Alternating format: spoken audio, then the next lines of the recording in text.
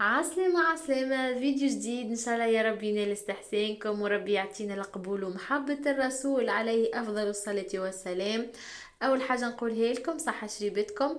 نمنتي معاكم في الفيديو هذا، وانا توا مازلت كي دخلت من الشارع كنت في بنزرت كما تعرفوا نشري للاولاد في حوايج العيد.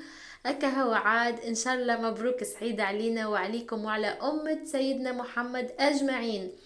قبل ما نبدأ في الفيديو متاعي نحب نحكي في نقطة مهمة، واللي هي مصروف العيد.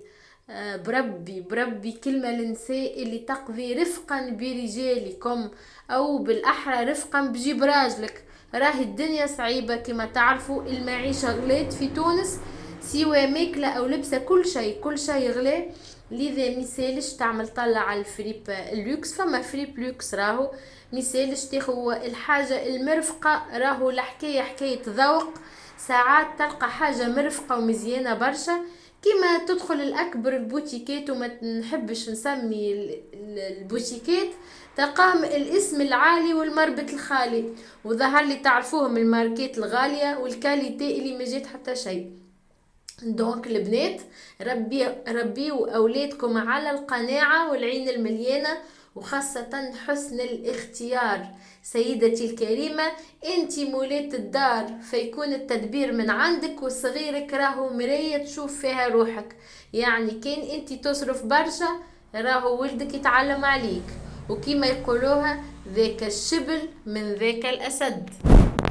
بالنسبة لرجالنا، ما يعلم بهم كان ربي كيفاش ينطروا الفرنك في هالوقت الصعيب، وشنو يتحملوا وشنو يعديوا باش توصلك الشهرية. الفلوس راهي ساهلة كي تصرفها وتبعزقها، اما ما تتصوروش قديش صعيبة باش تتلم وتدخل في جيب راجلك. حسيلو قوس صغير حبيت نحلو، وان شاء الله راكم تشاركوني الراي، وكان زاد كلامي غلط نستنى تعليقكم لوطة. اكتبولي ونجاوبكم بصدر رحب. باهي البنات، توا باش نتعداو لدبارتي متاع اليوم. عملت طاجين مرقاز متاع داند. الحقيقة مليت من المرقاز في العجة، حبيت نحطه في الطاجين.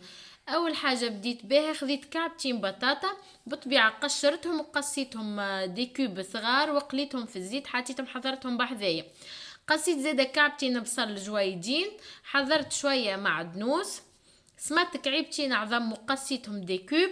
سخنت المقلة متاعي حطيت شوية زيت مش برشا، قليت نص رطل متاع مرقاز، هذوما نص رطل. قليتهم مليح في الزيت هذاك حتى اللي حماروا. بعد خلطت عليهم البصلتين اللي قصيتهم جويدين، كعيبتين شوية ثوم، يعني زوز فصوص متاع ثوم مفرومين. بالنسبة للفحات البنات، بعد ما ذبل البصل هذاك باش نحط مغرفة كبيرة متاع كركم. زودت في الكركم لهنا باش الطاجين متاعي يجيني اصفر ومزيان، انا نحب الحاجة الزعرة يا البنات. حطيت نص مغرفة متاع ماكلة تابل، شوية ملح وشوية فلفل اكحل. به في نفس المقلة البنات، مانيش باش نبدل من المقلة هذيك، طفيت الغاز. زدت البطاطا اللي قليتها، شوية المعدنوس، خذيت 100 جرام جبن رابي كات فروماج حطيتهم.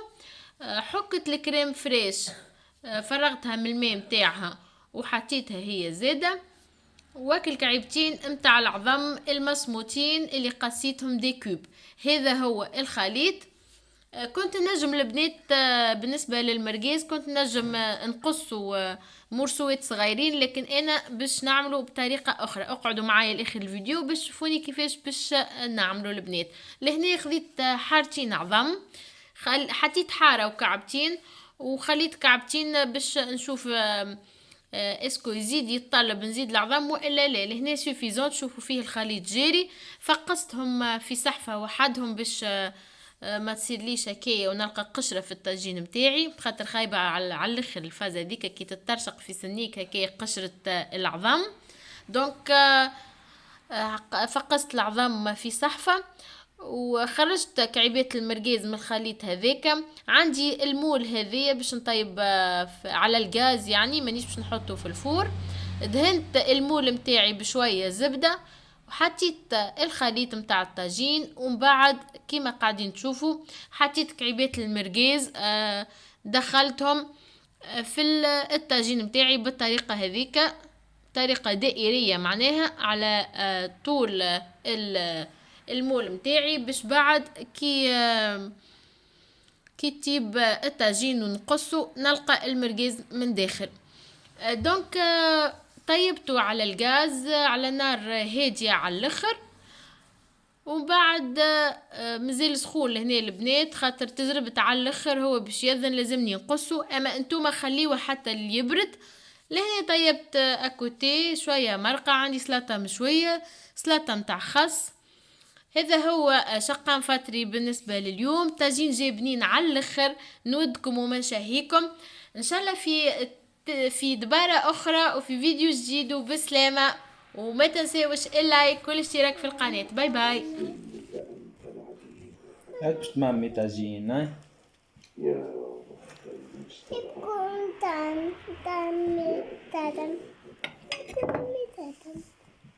مامي تات.